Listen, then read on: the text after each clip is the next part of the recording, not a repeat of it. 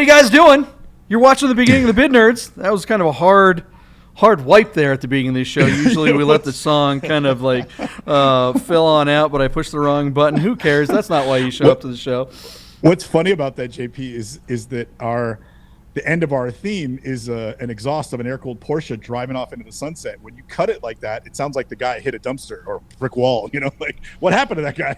It's entirely possible that that's what happened at some point during the recording of that opening scene. Have you guys been downtown? Did you guys recognize those places? We record this show in the Container Park in downtown Las Vegas. So if you've ever been to downtown, or if you're ever coming to Las Vegas, come downtown. You go down to the Fremont Street Experience, come down over right off the Fremont Street Experience is the Container Park. Come and see us at the Rami Studio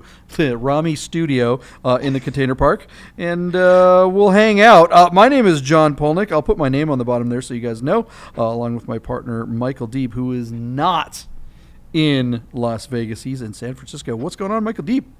Good morning, JP. Oh man, another good week of Bid Nerds. I'm excited. We've had some sick cars to cover this week. This might be, like, collectively, this might be my favorite page of cars that we're going to do, which are the cars that are going to close this week at auction. I would drive almost any of these. I think I would take every single one of the cars that we're going to look at this week for my own. They're all kind of dreamy. You know what I mean? Well, yeah. Let's tell everyone what we do here. If you're new, this is Bid Nerds. What we do is we pick the most interesting car of the day out of all the auctions from all the automotive enthusiast auction sites. We don't include eBay, right? But we do dig through Bring a Trailer. We dig through PCar Market, Cars and Bids, Shiftgate, Marked, all the enthusiast auction sites. We dig through them. We find the stuff that we think is the most interesting. We have a conversation about that car. Sometimes they're not the most expensive car. Sometimes they're not the most rare or exotic. A lot of people, you guys only talk about Lambos and stuff. It's like, no, we think sometimes the most interesting car of the day can be something common, and that can make it interesting. Today's car is not something that I would call common. You're not seeing many of these driving around, but I can say that this particular car happens to be one of the most beautiful cars I think ever built. I love these. You almost bought one, and if not for the car kind of farting in front of you, you would have bought that damn thing. It's true, and you would have loved it. What we're looking at, John, is on PCar Market. They have a 1995 Ferrari F355 Berlinetta. Most important aspect of this car is that it is equipped with a 6-speed manual, and I would say in those days, half the cars came with the floppy paddled F1 style single clutch auto manual gearbox with paddle shifters, and those transmissions are just not very good. And now, as everything has gone dual clutch and automatic, 6-speed manual cars are at a premium, and they bring in some cases twice as much money as their semi-automatic counterparts. This car is a hardtop. The 355K has either a coupe, a Targa, or a Spider, a convertible. This one is the Berlinetta, which brings the biggest premium. It has only 31,000 miles on it. It's located in Oshkosh, Wisconsin. Previous owner put an aftermarket exhaust on it and addressed the sticky buttons that are common to the area. A lot of the touch controls and handles that were in the car in this era were sourced from a material that would fail and become sticky to the touch over time.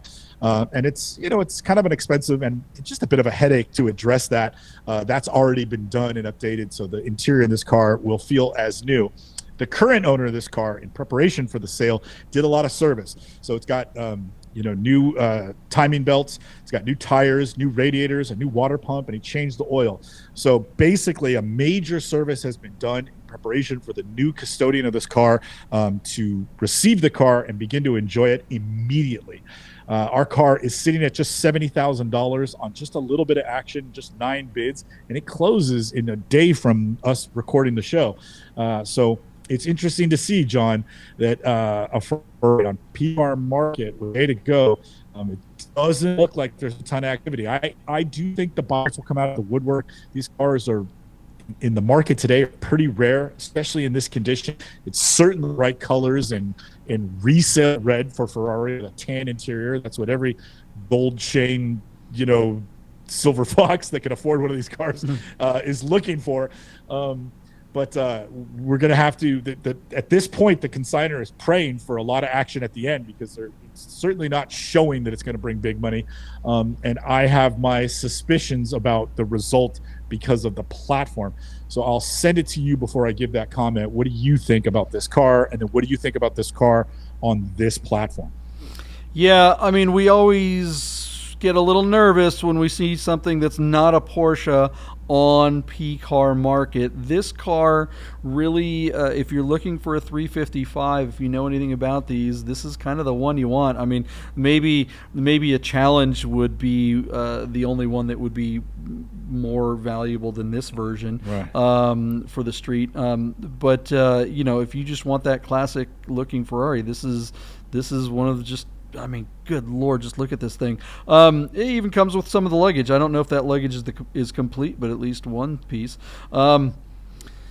Yeah, the cars of this era, the Ferraris, the Italian cars, but specifically these 355s, from the mid-90s, they were pretty problematic. They had a lot of maintenance issues. This is not a car, unlike maybe a Porsche from the same era, where you could get in the thing and drive it across the country. We always love talking about how fun it is to buy something like this, your dream car on an auction site, and then fly out and get the thing and drive it home. This is one of the few cars that I'd be like, I don't know if I do that. Yeah, no way.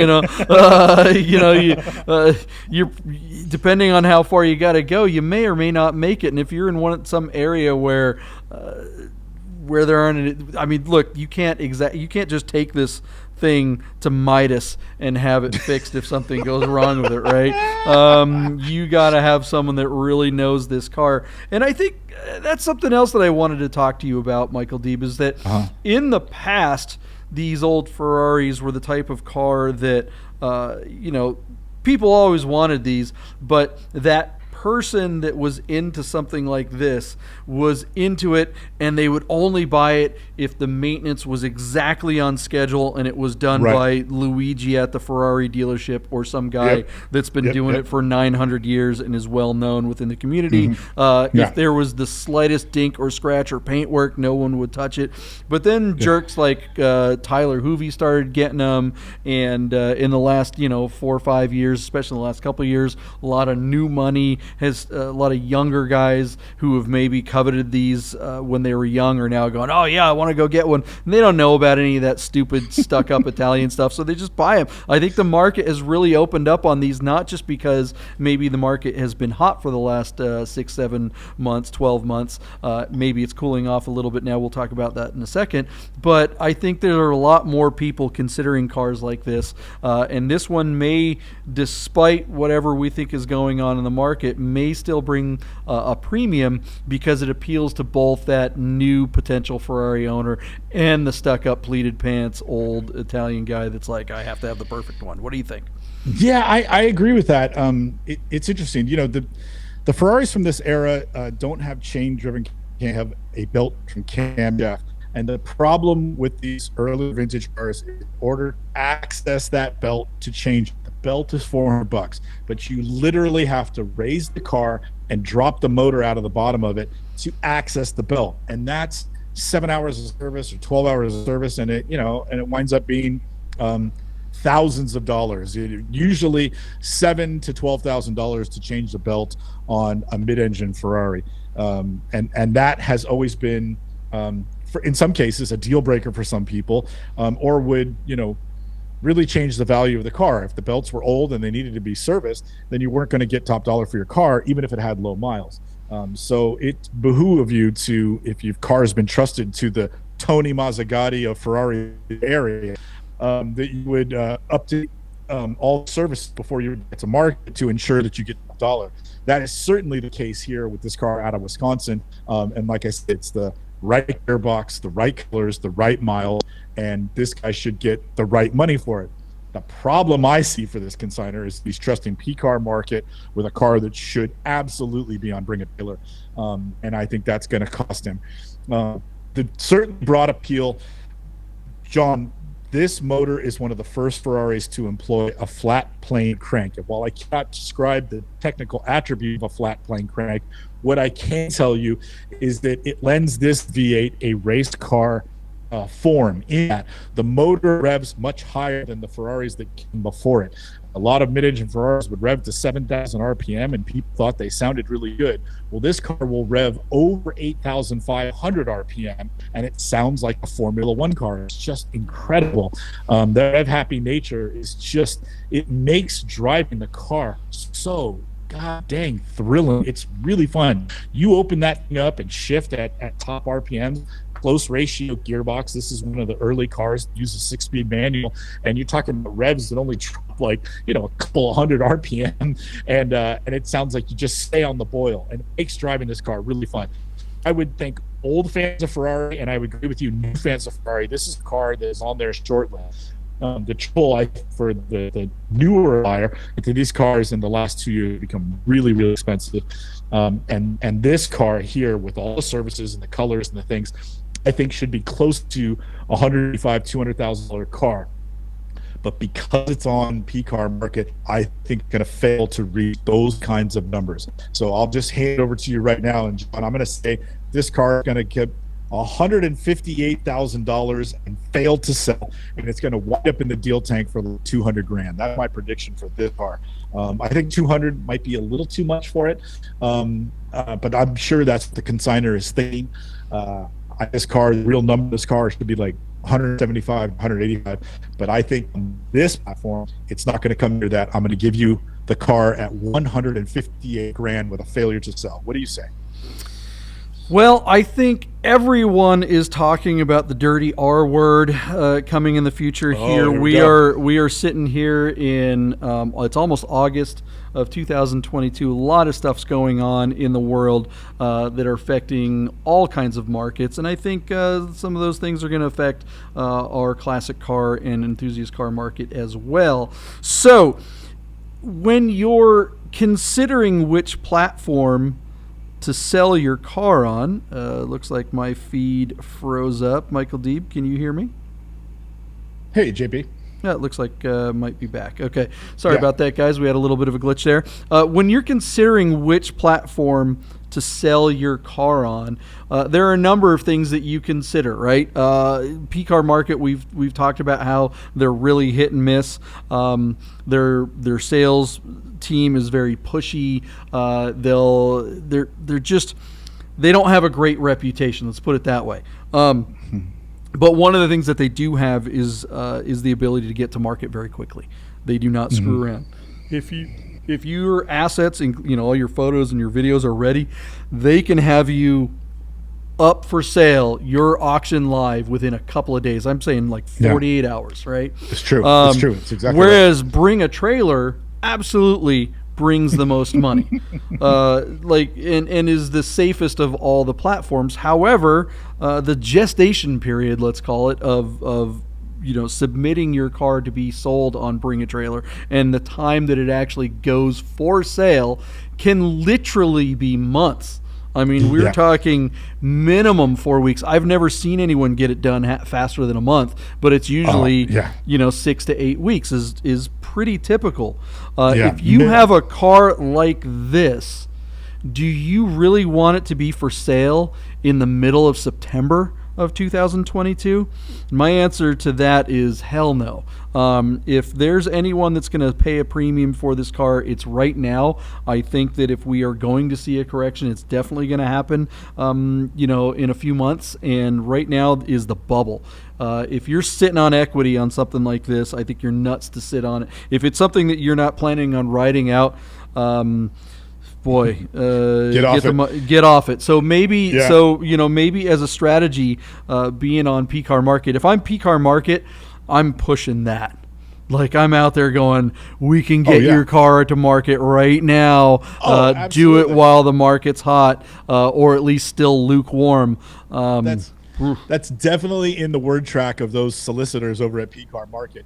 The problem that I would assert, JP, is this guy brings his car to PCar Market instead of waiting until September, like you implied with Bring a Trailer. Well, now if his car fails to sell, I'd say the car is burnt, and so now he's forced to play the long game and wait it out. And again, don't threaten me with a good time. If you made me keep my Ferrari 355 with a manual, it's not like I would cry myself to sleep at night. I'd be thrilled to hang on to the car. But who knows what this consignor's personal situation is. I think no matter what, he's leaving money on the table. And who knows? We'll see after we do our commercial break if I'm going to eat my words and this car does actually sell. I don't think so. What was your bid?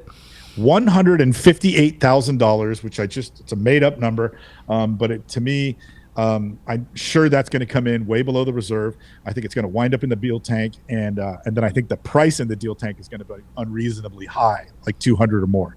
Yeah, I think that's entirely possible. Or this guy could be pragmatic and be like, yeah, I mean, I'll be happy taking $150 for it. I think compared to a year ago, he'd be like, oh my gosh, I'm a genius. You know, I have a very good friend of ours. I won't say names, but they were offered, we'll call it like almost $900,000 for their house here in Las Vegas about 2 months ago. Sure. And the house failed in escrow, right? There's something, the whole thing fell apart at the last minute. And now they're lucky if they get somewhere in the sevens. And they're crying in their soup a little bit, but you got to back up and go, hey, wait a second. A year ago, they'd have been like, oh my God, 7? Are you serious? They bought it for, somewhere around 3 or 4. So, look, there's still money to be made, depending on when you got in or off of these things.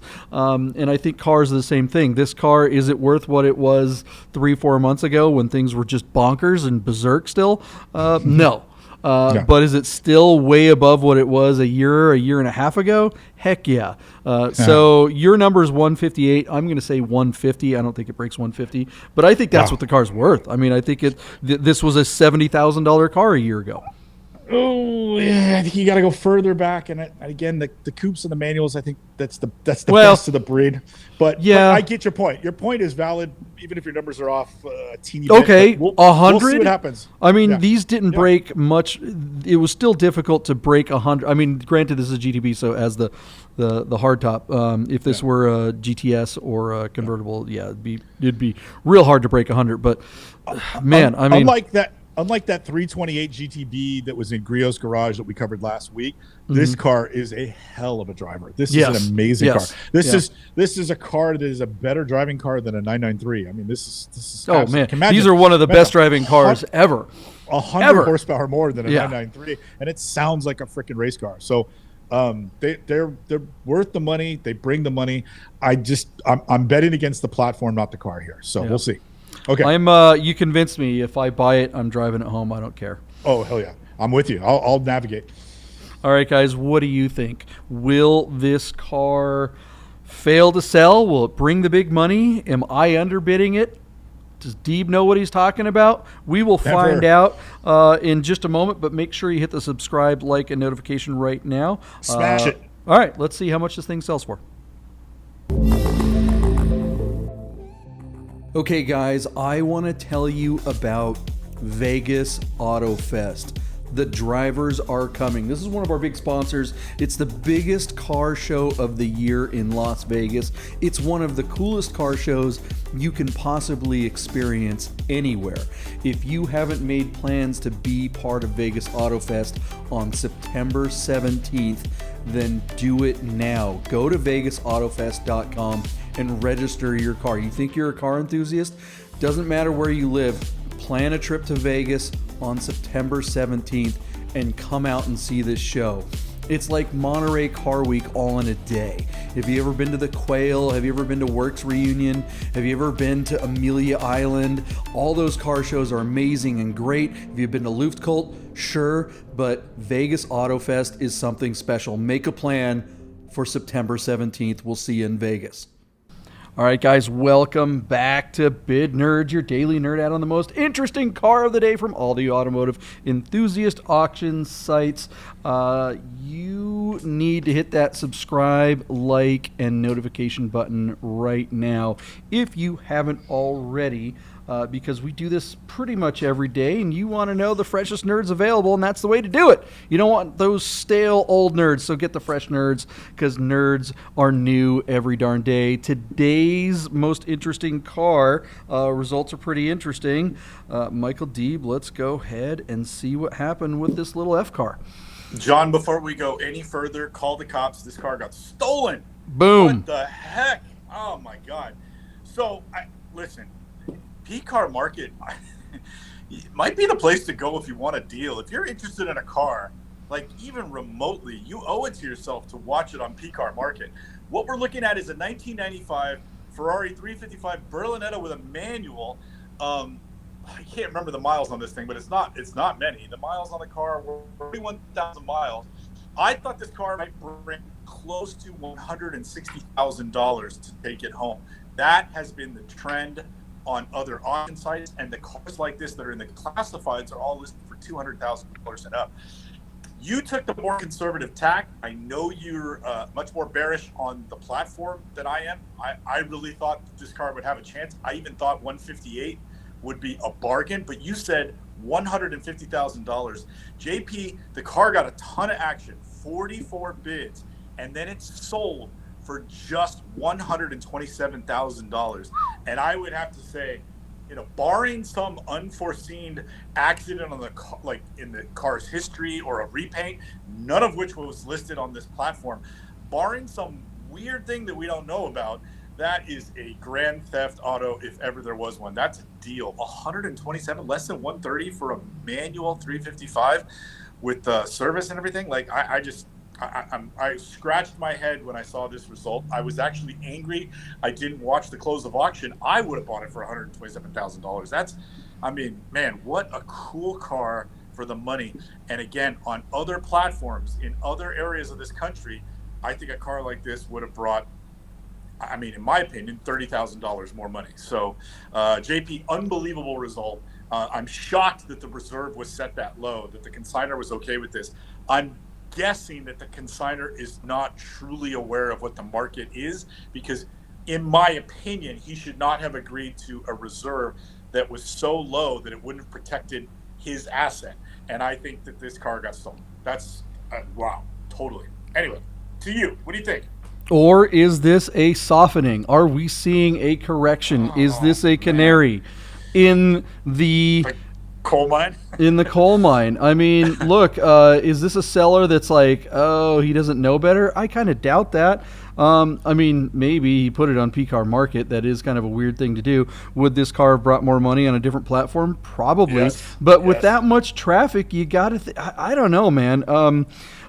We're still seeing numbers that are fairly strong. The market's doing some weird stuff right now. All asset classes are seeing, I'm not going to go correction style here or say that word just yet, but there's all kinds of talk of recessions and blah, blah, blah. So why wouldn't an asset class like this, something that's pretty obscure, something that not a lot of people want, this car, let me rephrase that. This is a car that a lot of people want, but not a car that's necessarily on top of a lot of lists. You buy an old classic 911, you can actually drive it all the time. This is a car that's going to spend most of its time sitting there and looking pretty. So are these the type of cars that get shaved, that start to see number corrections more quickly than others? Listen, all of these are valid arguments, but my experience watching this as close as we have doing the show and just for fun is that 355s with a manual have just skyrocketed, we've been doing this show for the last year or so in a hyperinflated market, and right. Now today, as we record this, some other things are going on. So past results, do those matter anymore? That's the thing. It's like, how much is a Bitcoin? If we were talking a year ago, it'd be 2/3 higher. So now, right. Okay, just we look, when we record this show, we talk about our prediction when the auction is live, and then we wait a week or so and we record our reconciliations of our predictions, and a lot happens in that week in between. You guys just sit there, you watch us make a prediction, you see a quick commercial, and then boom, we show you how much it actually sold for.